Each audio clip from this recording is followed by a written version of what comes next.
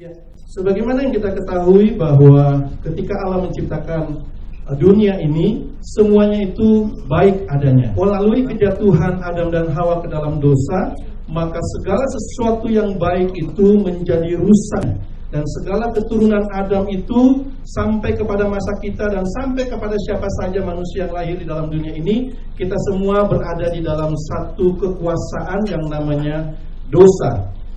Tidak ada satu manusia pun yang mampu keluar dari kuasa dosa ini. Kemudian Allah memberikan hukum Taurat kepada bangsa Israel bukan untuk membenarkan manusia.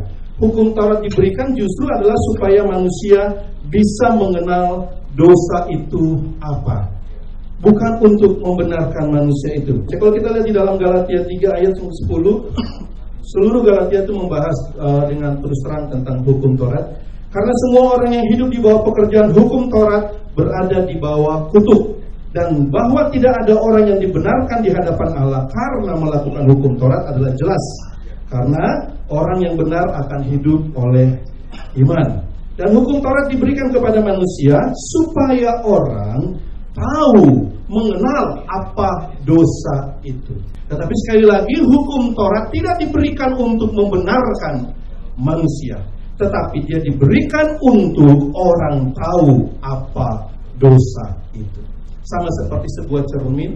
Kalau kita mau tahu muka kita yang sebenarnya, bagaimana si rupa saya yang sebenarnya, pergilah ke hadapan cermin itu, maka Anda akan tahu bagaimana rupa Anda yang sebenarnya.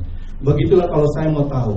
Dan satu hal yang dituntun oleh hukum Taurat, bahwa kalau saya mau dibenarkan, hukum Taurat akan membawa kita kepada satu posisi, yaitu mati di dalam Kristus. Untuk masuk ke dalam kerajaan Allah hanya ada satu syaratnya, yaitu mati. Mati. Kenapa? Karena kita sebelumnya sudah dikuasai oleh dosa. Dan kematian kita pun, kalaupun kita mati, itu tidak membuat berkenan di hadapan Allah. Karena hanya kematian Kristuslah yang berkenan di hadapan Allah.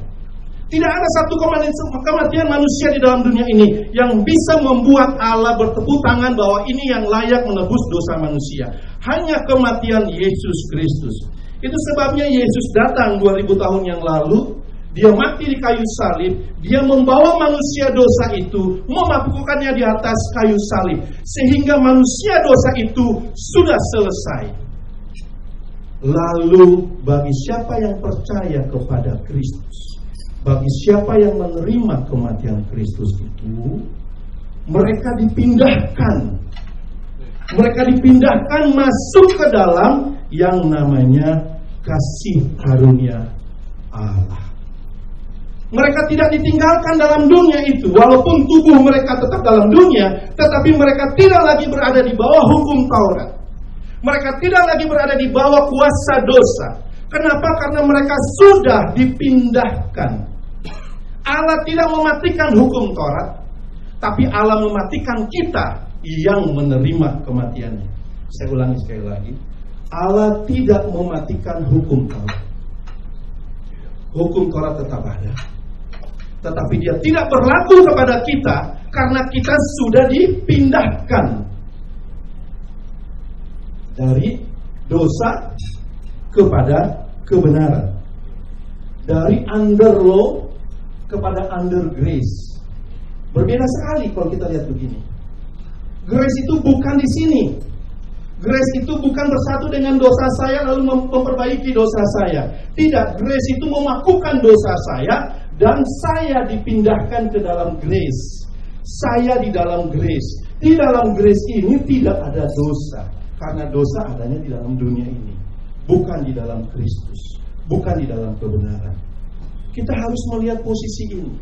Kalau tidak, kita akan tetap bergumul melawan dosa, padahal dosa sudah dipakukan di sini, padahal dosa sudah tidak ada lagi kuasanya kepada kita, karena kita sudah dipindahkan ke dalam kasih karunia Allah. Kita dilahirkan baru, dilahirkan dalam roh.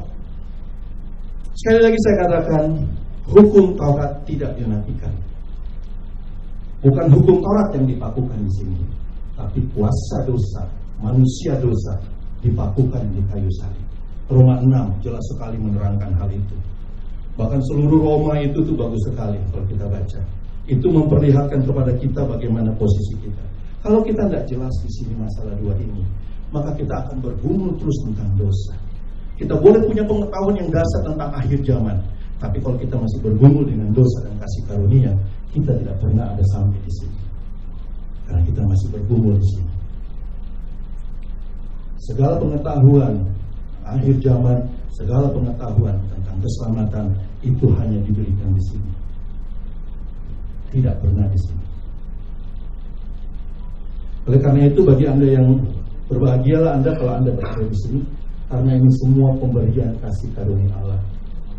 Diberikan segala pewahyuan-pewahyuan sehingga kita bisa maju berhadapan dengan dunia ini. Kita tidak lagi gentar, tapi kita maju di dalam Tuhan. Jadi kita sudah berpindah dari dosa kepada kebenaran, maka kita tidak lagi dikuasai oleh dosa. Itu tertulis. Soal kita bergumul dengan dosa itu soalan lagi. Tapi soal pandangan Allah, bagaimana Allah melihat kita melalui karya salibnya, itu yang mutlak. Kalau kita tidak melihat kemutlakan itu, maka kita akan berjuang terus. Bangun tidur kita udah bergumul dengan dosa. Sepanjang hari kita bergumul dengan dosa. Mau tidur aja kita bergumul dengan dosa. Padahal tertulis jelas, kamu tidak akan dikuasai lagi oleh dosa, karena kamu tidak berada di bawah hukum Taurat, tetapi di bawah kasih karunia. Kita harus melihat perpindahan itu. Switch, perpindahan. Kita bukan lagi di dalam hukum Taurat itu, tapi di dalam kasih karunia. Lalu Paulus mempertanyakan satu hal. Lalu bagaimana? Apakah kita akan berbuat karena kita sudah tidak berada di bawah hukum Taurat? Apakah kita akan berbuat dosa karena kita tidak berada di bawah hukum Taurat, tapi karena di dalam kasih karunia? Tentu tidak. Karena di dalam kasih karunia ini tidak ada dosa. Kita tidak mungkin berbuat dosa kalau kita ada di dalam kasih karunia itu. Jelas sekali dalam Roma 6 ayat 15 itu dikatakannya, suatu pergumulan yang sering kita pikirkan bagaimana supaya kita tidak lagi melakukan dosa. Saya katakan satu hal, manusia tidak mungkin tidak melakukan dosa. Karena manusia nature-nya dosa. Sama seperti seekor anjing tidak mungkin tidak menggonggong. Karena nature-nya adalah menggonggong. Karena dia adalah seekor anjing. Demikian juga manusia tidak mungkin tidak melakukan dosa karena dia punya nature adalah dosa. Tetapi kita sudah dipindahkan. Kita dipindahkan dari sini ke sini. Walaupun tubuh kita masih berada di dalam dunia, tetapi kita sudah dilahirbarukan menjadi nature ilahi. Itu nature-nya kita. Itu alamnya kita. Itu harusnya pola pikir kita. Bahwa kita tidak lagi berada di bawah perbudakan dosa, tetapi kita dipindahkan ke dalam kebenaran itu. Dipindahkan, move. Kita tidak lagi berada di dalam kuasa dosa. Sehingga bagi orang beriman, berbuat dosa itu bukan nature-nya.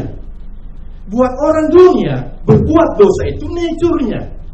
Tapi buat kita yang sudah dipindahkan ke sini, berbuat dosa itu bukan nature kita. Sehingga kita bisa berkuasa di atasnya. Karena dosa sudah dikalahkan. Yesus sudah melakukannya di kayu salib. Bukan nature kita, itu hanya pilihan yang dapat kita buat kalau kita tidak mengetahui keberadaan kita dalam kebenaran ini. Tidak heran orang Kristen masih bergumul dengan dosa, karena dia tidak mengetahui posisinya di sini. Dia pikir dia masih di sini dan dia masih bergumul dengan dosa. Kita sudah dipindahkan, dosa sudah dikalahkan. Tetapi menjadi masalah bagi kita adalah kita masih berada di dalam tubuh jasmani ini yang dari awal adalah produk dosa itu sendiri. Tubuh ini yang menjadi kendala bagi kita. Tapi tubuh ini tidak mungkin mengalahkan kita yang sudah dipindahkan ke sini. Tubuh kita berada di dalam nature dunia ini, di dalam kuasa dosa. Oleh karena itu, Paulus katakan dengan jelas sekali untuk kita berkuasa atas tubuh itu. Janganlah kita biarkan dosa itu berkuasa lagi bukan kepada kita. Tapi jangan berkuasa lagi di dalam tubuhmu yang fana. Paulus limitkan kuasa dosa itu. Dosa tidak lagi berkuasa terhadap kita karena kita sudah lahir baru, secara roh kita dilahirkan baru, tetapi kita punya roh ini ada di dalam tubuh ini yang dikuasai oleh dosa. Sekarang terjadi peperangan. Ini namanya peperangan rohani kita. Jangan biarkan dosa berkuasa lagi di mana? Di tubuh, bukan di hati. Di tubuh. Tetapi begitu kita biarkan dia berkuasa atas tubuh kita, maka kita akan menuruti keinginannya. Maka kita akan melihat bahwa dosa itu ada di hati kita. Padahal dosa itu tidak ada di dalam diri kita karena dia sudah dipakukan, tetapi dia ada di anggota-anggota tubuh kita.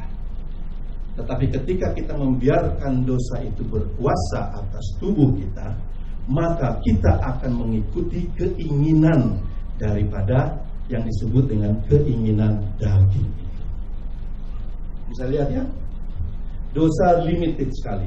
Bahkan atas tubuh kita pun sebenarnya dia tidak berkuasa, tetapi kita bisa memberikan dia berkuasa. Karena ayatnya jelas sekali, hendaklah dosa jangan berkuasa lagi dalam tubuhmu yang fana. Ada jalur bagi dia. Dia tidak bisa capai hati kita karena hati kita sudah diperbaharui oleh Allah.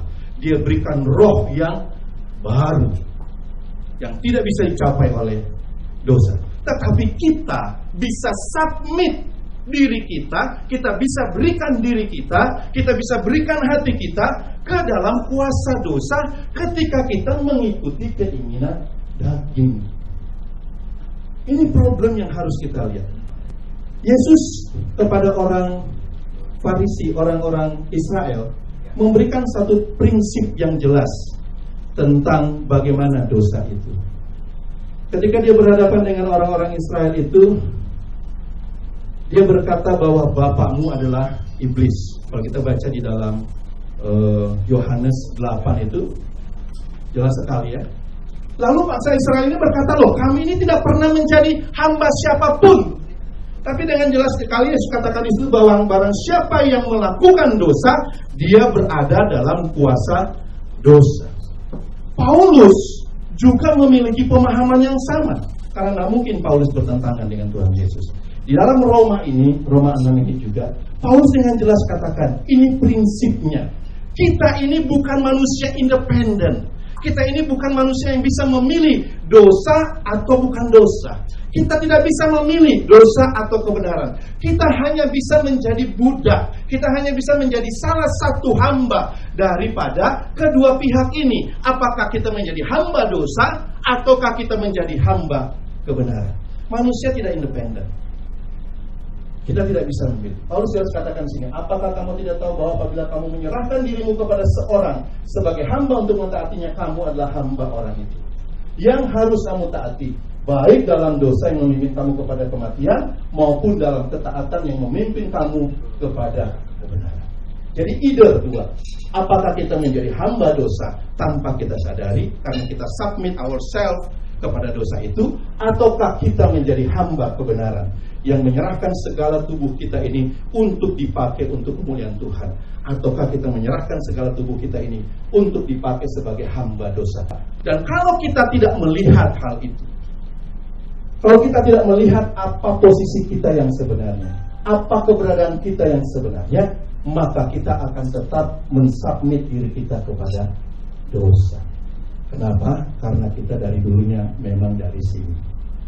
Ini adalah dunia yang baru bagi kita, karena kita adalah ciptaan yang baru, sehingga kita harus melihat seluruh isi kebenaran di dalam sini yang tidak pernah diberitakan oleh agama, yang tidak pernah diberitakan oleh ajaran manusia manapun. Tidak pernah ada satu agama dalam dunia ini yang pernah memberitakan kebenaran, karena kebenaran itu hanya bisa diberitakan oleh Roh Kudus. Saya pun tidak bisa beritakan kebenaran. Saya hanya bisa saksikan kebenaran yang saya sudah lihat. Kalau saya sekolah teologi, dan memang saya sekolah teologi, dan saya pelajari seluruh teologi dalam dunia ini, bukan hanya Kristen, saya pun tidak bisa mengajarkan kebenaran. Saya hanya bisa menyampaikan kebenaran jikalau saya ada di dalam kebenaran itu sendiri. Dari yang saya lihat itulah yang baru saya saksikan. Dari apa yang saya saksikan itu kemungkinan bisa menjadi bentrokan karena tidak dilihat oleh dunia.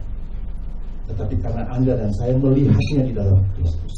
Kebenaran-kebenaran itu kita lihat di dalam Kristus. Itu yang dibukakan Roh Kudus. Nah, kalau kita berbicara soal Roh Kudus, indah sekali. Indah sekali. Hanya Roh Kudus. Sekali lagi saya katakan, tidak ada di dalam gereja manapun, tidak ada di dalam agama manapun, tidak ada di dalam ajaran-ajaran filsafat manapun. Hanya ada di dalam Roh. Di dalam Roh. Yang kalaupun saya saksikan, Anda pun harus melihatnya di dalam Roh. Tidak bisa lihat di luar, apalagi lihat Yesus datang. Kebenaran itu hanya ada di dalam Roh, di dalam Roh.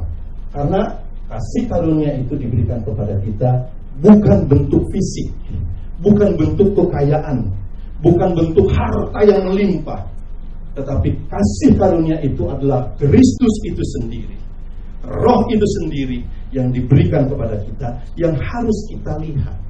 Nah, melihat dalam Roh ini, melihat kasih karunia inilah yang dinamakan iman di dalam Alkitab. Jadi iman itu tidak bisa berteori. Iman itu adalah kemampuan kita melihat karena kita percaya kepada Kristus, karena kita dilahir barukan ke dalam kasih karunia ini, maka di sini kita diberikan iman. Iman itu bukan sesuatu yang saya bawa dari sini untuk saya percayai. Karena ini adalah nature-nya dosa semata saja. Di sini tidak ada yang mampu melihat ke sini. Tetapi di dalam kebenaran ini, Anda dan saya diberikan iman, yaitu melihat kasih karunia itu, mengakses kasih karunia itu. Kasih karunia ini tidak bisa diakses oleh sembarang orang, tetapi diberikan kepada semua orang yang percaya kepada Kristus. Diberikan, tetapi pertanyaannya, adakah kita tahu bahwa kalaupun kita diberikan itu, maka kita harus mengaksesnya. Anda berikan mobil kepada anak Anda, sudah, begitu saja. Apakah dia bisa naik mobil? Tidak. Dia harus mengakses mobil itu. Dia harus masuk ke dalam mobil itu, dia harus starter mobil itu, dia harus jalankan mobil itu.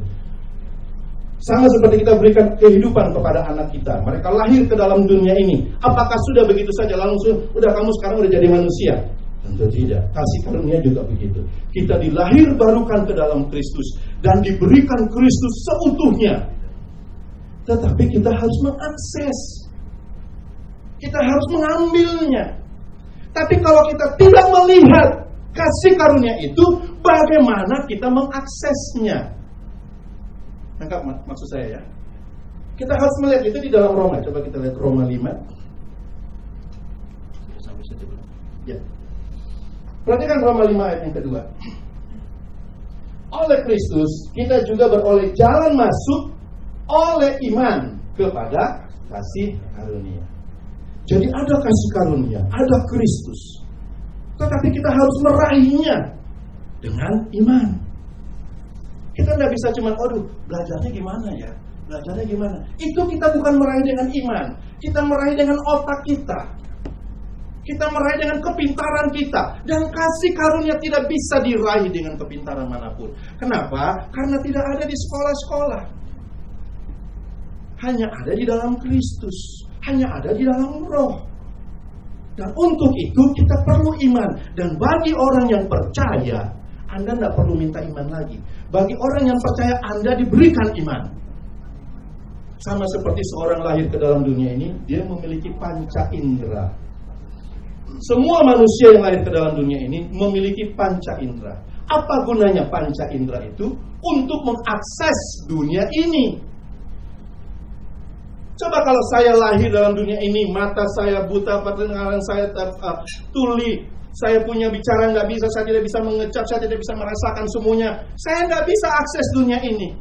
Anda boleh berkata, ya ini harta kamu yang melimpah ruah.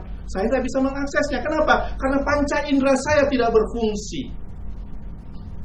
Di dalam dunia kita diberikan elemen untuk mengakses dunia ini. Itu yang disebut dengan panca indera. Di dalam roh kita diberikan elemen untuk mencapai roh itu. Itu namanya iman. Sekali lagi, iman tidak bisa dicari di dalam dunia. Iman diberikan Kristus kepada kita ketika kita lahir di dalam roh. Itu sebabnya kita harus mencapai, mengejar, mencari dengan roh. Dengan roh. Bukan dengan belajar di sekolah. Bukan dengan belajar. Dan kita sudah lihat begitu banyak hasil orang yang sekolah, tetapi rohnya begitu dangkal sekali melihat kebenaran-kebenaran dalam Kristus. Bisa dilihat banyak sekali contoh di Alkitab. Saya tidak bilang orang-orang sekarang. Di Alkitab sudah dikasih lihat. Nikodemus datang pada Yesus. Lalu Yesus katakan, engkau pengajar Israel, engkau nggak tahu prinsip dasarnya tentang lahir baru. Itu pertanyaan Yesus. Karena apa? Karena di dalam bangsa Israel itu diajarkan bagaimana akan ada kelahiran dalam roh itu. Yohanes Pembaptis saja memberitakan bahwa ia yang akan datang itu akan membaptis kamu dengan api dan roh. Engkau pengajar Israel nggak tahu prinsip itu, bahwa engkau harus dilahirkan baru. Itu prinsip yang sudah ada dari zaman Adam dan Hawa, bahwa untuk mengakses itu hanya dengan iman. Di dalam Alkitab banyak sekali contoh-contoh yang diberikan bahwa orang yang sudah dilahir barukan pun bisa tidak menikmati kasih karunia yang diberikan tadi. Di dalam kitab Ibrani contohnya salah satu dikatakan dengan jelas ayat yang ke-6, Ibrani 6 ayat yang ke-4. Sebab mereka yang pernah diterangi hatinya artinya sudah mendapatkan kasih karunia, sudah mendapatkan terang Kristus itu, yang pernah mengecap karunia sorga, yang sudah menerima berkat-berkat sorgawi itu, yang pernah mendapatkan bagian dalam Roh Kudus, orang-orang yang berkelimpahan dengan karunia-karunia roh itu, yang mengecap firman yang baik, kebenaran-kebenaran yang baik sekali dari Alkitab itu dibukakan. Namun yang murtad lagi, dia katakan dengan jelas, tidak mungkin dibaharui sekali lagi sedemikian hingga mereka bertobat. Nah, ayat-ayat yang seperti ini banyak di Alkitab, sehingga para teolog berdebat tentang soal keselamatan. Ada yang mengatakan pokoknya udah percaya Yesus selamat. Ada lagi yang mengatakan, oh enggak perlu proses supaya mencapai keselamatan. Bagi mereka yang mengatakan sekali selamat tetap selamat, fokusnya adalah bagaimana jiwa-jiwa baru datang ke dalam kerajaan Allah. Bagi mereka yang mengatakan bahwa engkau selamat tapi engkau harus berusaha, maka mereka kadang-kala terjebak kembali kepada hukum-hukum moral, hukum-hukum dunia, bahkan hukum-hukum yang ada di dalam hukum Taurat, karena mereka melihat masih ada usaha yang mereka harus lakukan. Lalu di mana posisi kita? Saya melihat hal ini bukan soal sekali selamat tetap selamat atau sekali selamat belum tentu selamat. Tetapi saya melihat bahwa apa sih yang mereka perdebatkan tentang selamat itu. Ya.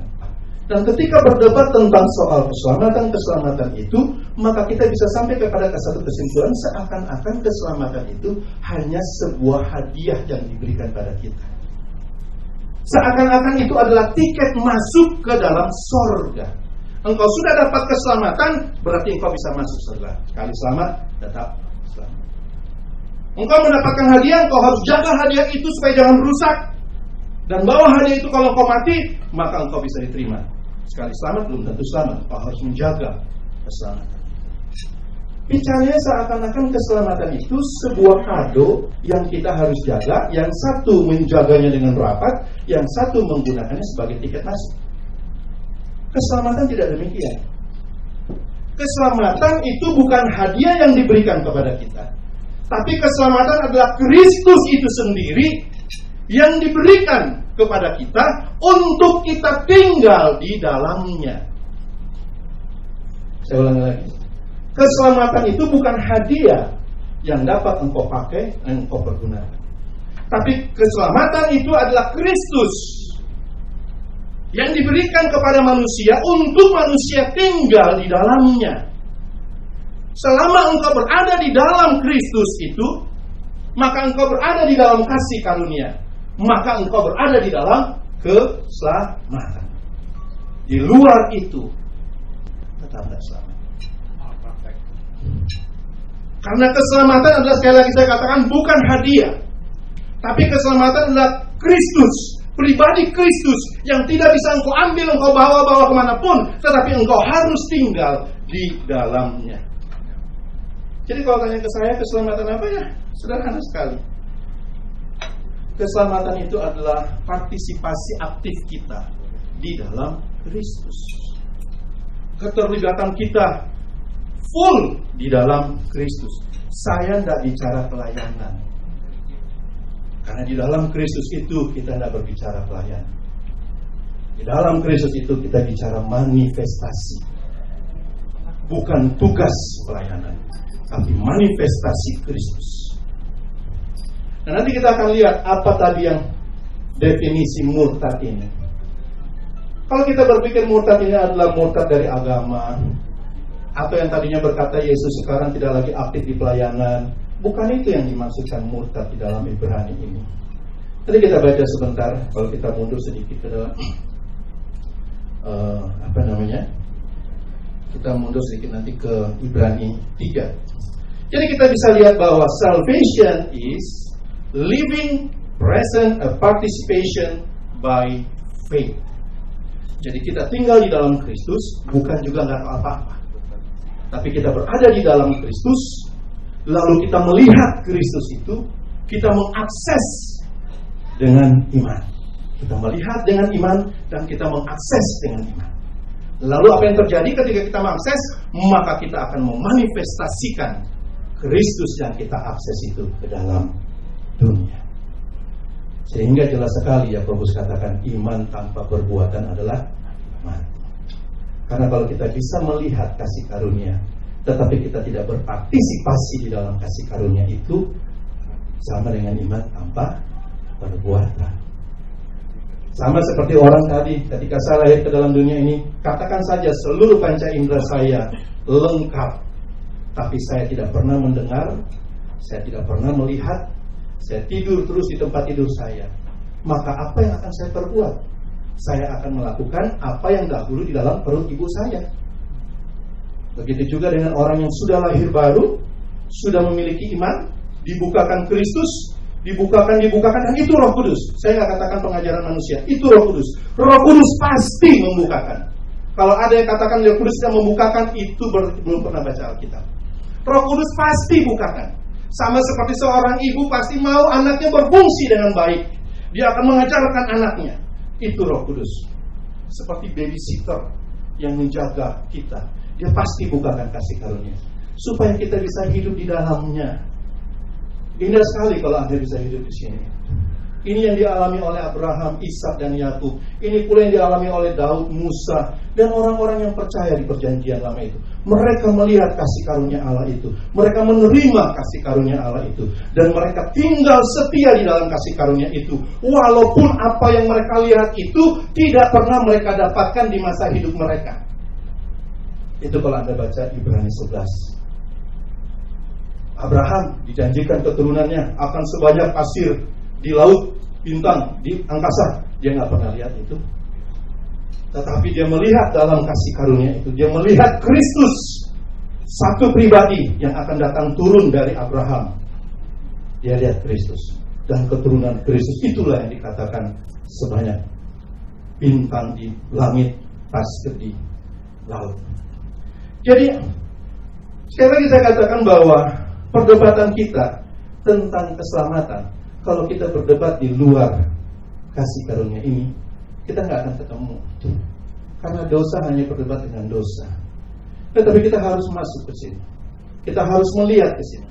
Kita harus membuka kesaksian orang-orang di dalam Alkitab yang telah terlibat dalam kasih karunia itu. Kita harus melihat bagaimana Musa memimpin bangsa Israel keluar dari Mesir untuk masuk kepada Kanaan. Kenapa? Karena itulah perjalanan kasih karunia. Itulah perjalanan iman itu.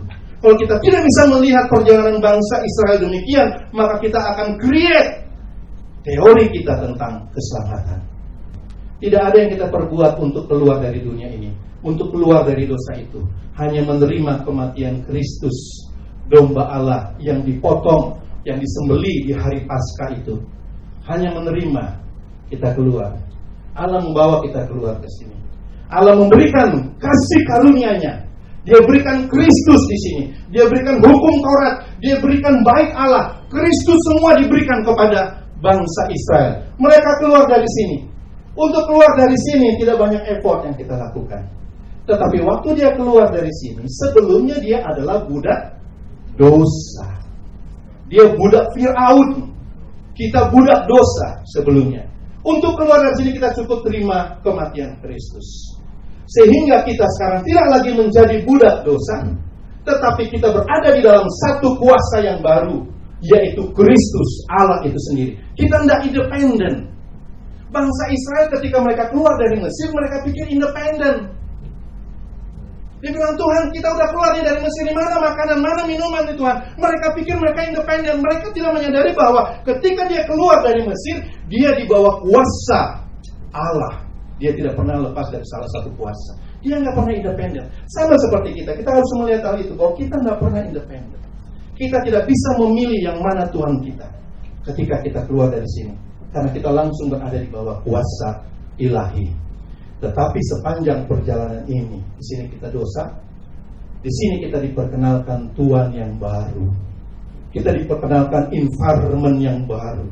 Kita diperkenalkan kasih karunia itu. Dan kalau kita melihat seluruh perbuatan Allah ini, maka kita akan submit ourselves. Kita akan taat kepada Allah. Tetapi kalau kita tidak melihat seluruh kasih karunia yang Allah berikan setelah kita keluar daripada Mesir itu, dari dosa itu, maka kita tidak akan taat. Tidak ada pilihan lain. Kita submit ourselves kepada apa yang Tuhan berikan pada kita, atau kita otomatis masih memiliki hati Mesir.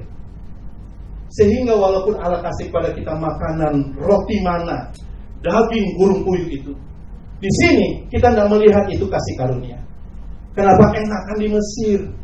Lebih enak di Mesir makanannya. Kenapa? Karena kita submit, kita punya pola pikir bukan kepada Allah yang memberi roti mana itu. Dan roti itu adalah Kristus. Seluruh perjalanan bangsa Israel dari sini sampai ke ujung sini, kalau kita baca di Perjanjian Lama, semuanya itu bicara Kristus. Dari air yang dipukul oleh Musa batunya keluar, akulah air kehidupan. Dari roti yang turun dari sorga, akulah roti yang turun dari sorga. Seluruhnya perjalanan mereka di sini. Dari menyeberang sungai Laut Merah ini, akulah kematian itu, baptisan itu. Mereka dibaptis di situ, disubmit di sini. Dari tiang awan, tiang api ini, mereka berada tetap di dalam sebuah kuasa. Nah, perjalanan mereka itulah perjalanan iman. Itulah perjalanan kita. Apa yang Allah lakukan kepada saya ketika saya keluar dari dosa? Apa yang Allah lakukan pada kita semua yang percaya ketika kita keluar dari dosa? Dia perkenalkan Kristus. Di sini. Tabernakel ini, kalau kita buka tabernakel ini, dari tiangnya, sampai talinya, sampai tendanya, semua itu bicara Kristus. Kalaupun ada sekrupnya, itu pun Kristus. Tidak ada di sini yang sia-sia.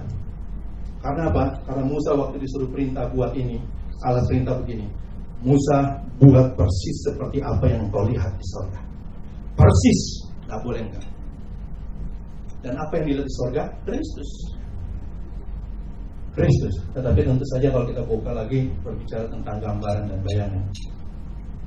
Nah, kelompok yang pertama tidak melihat environment yang baru itu. Mereka tetap ingin kembali ke sini, padahal mereka sudah tidak lagi dikuasai Firaun, tidak lagi dikuasai dosa, tetapi mereka submit themselves, mereka berikan dirinya untuk dikuasai oleh Firaun. Apa yang terjadi? Mereka tidak masuk ke sini. Binasa. Banyak orang katakan sekali selamat pasti masuk sini. Enggak, Alkitab buktikan begitu banyak sekali. Yesus katakan perumpamaan-perumpamaan yang jelas sekali bahwa tidak selamat sesuai pemahaman Allah yang namanya keselamatan.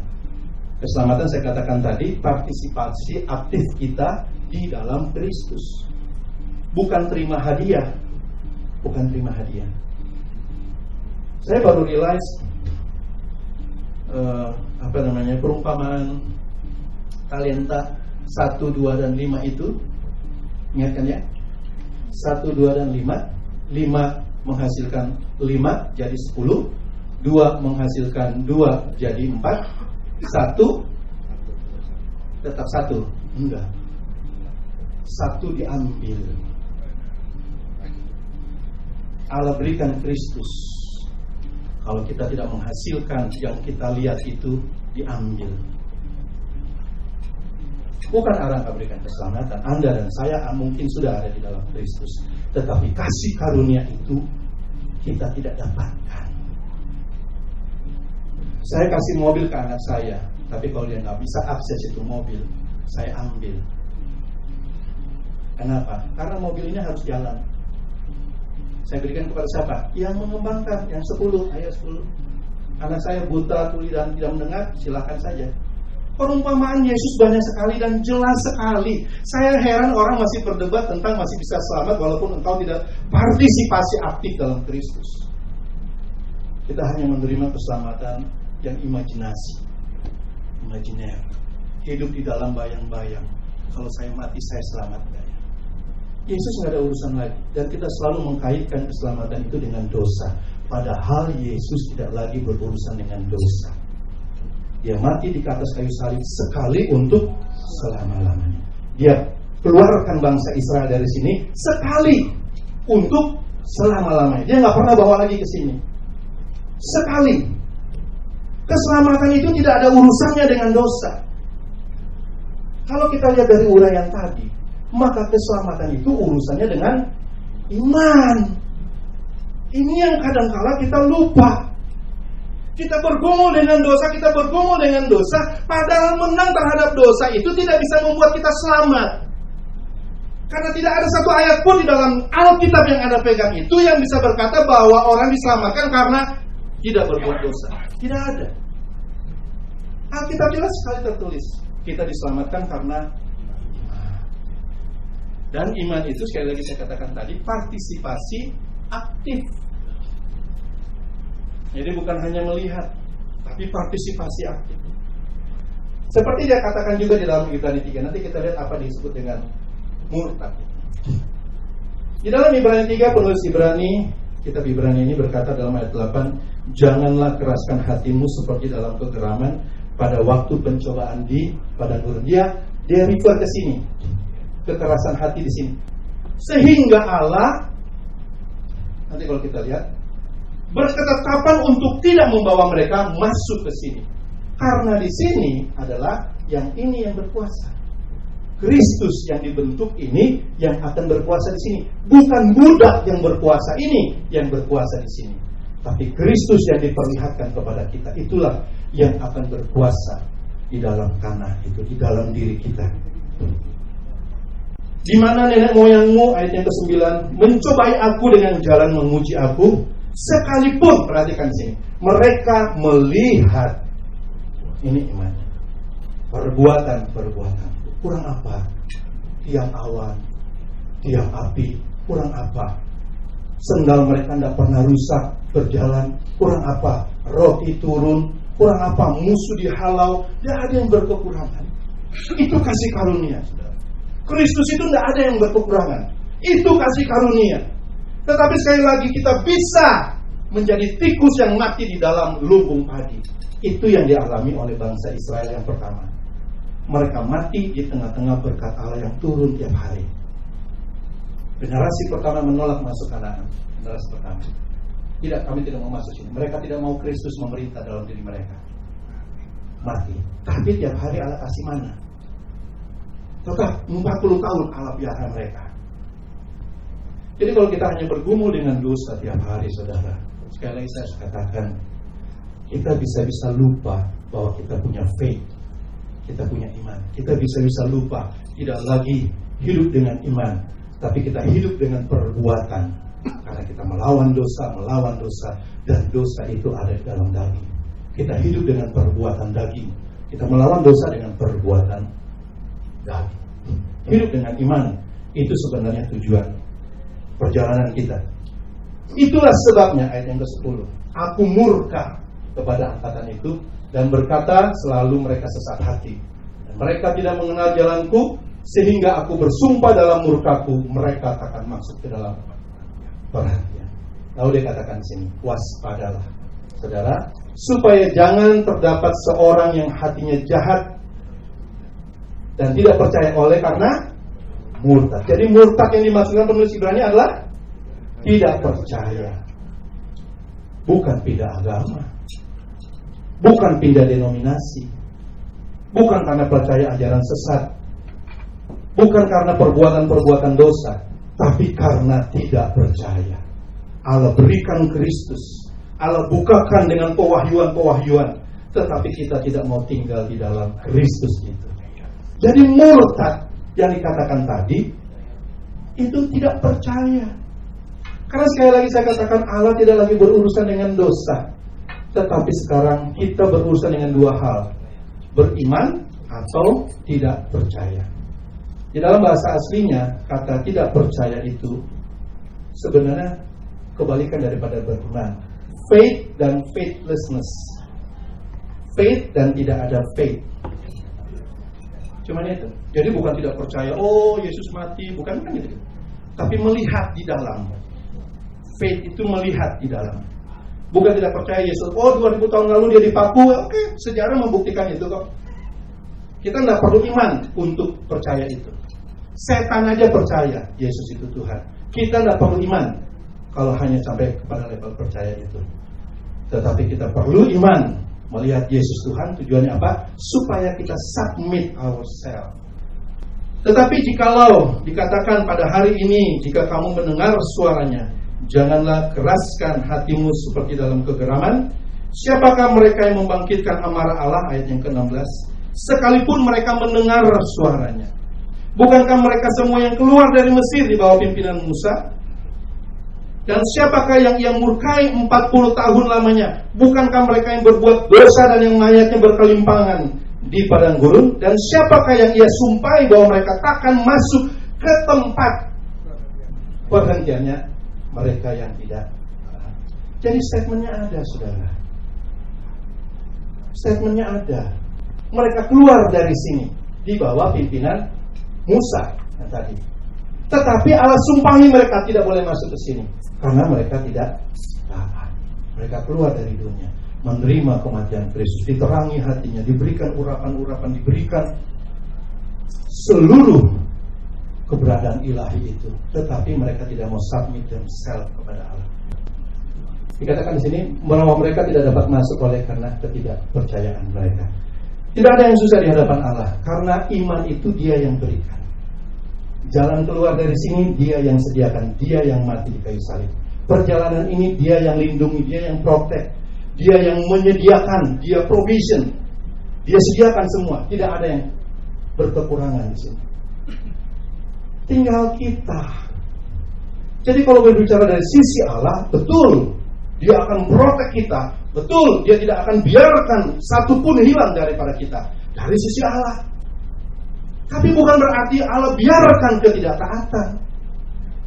Karena kalau kita tidak taat, maka kita tidak bisa mengakses kasih karunia itu. Itu bukan Allah marah, tapi kita sudah diberi panca indera, tapi tidak bisa mengaksesnya karena kita bebal hati.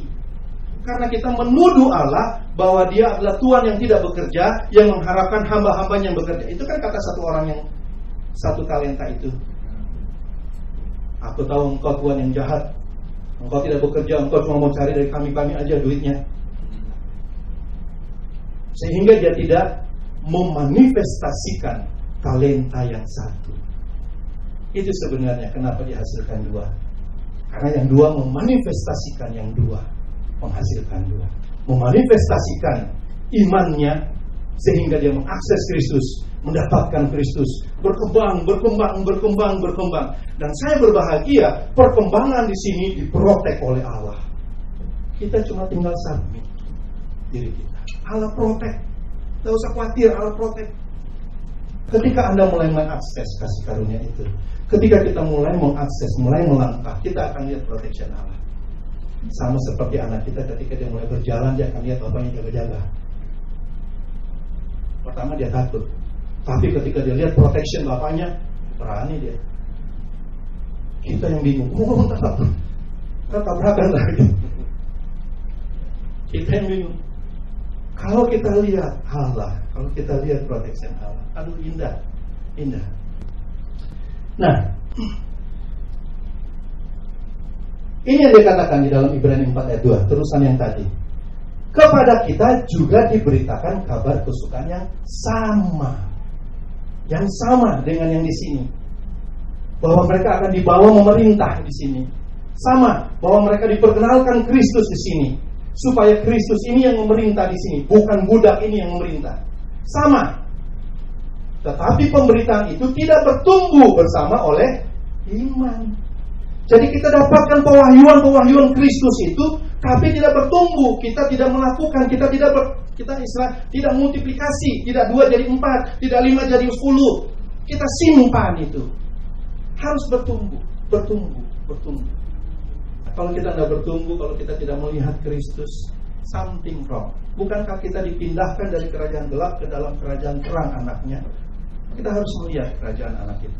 Inilah yang disajikan kepada kita oleh Allah sebagai contoh, sebagai gambaran apa yang dia sebut dengan keselamatan itu. Diselamatkan dari dosa, keluar dari dosa, dan berjalan di dalam iman menuju kepada kemenangan. Amin.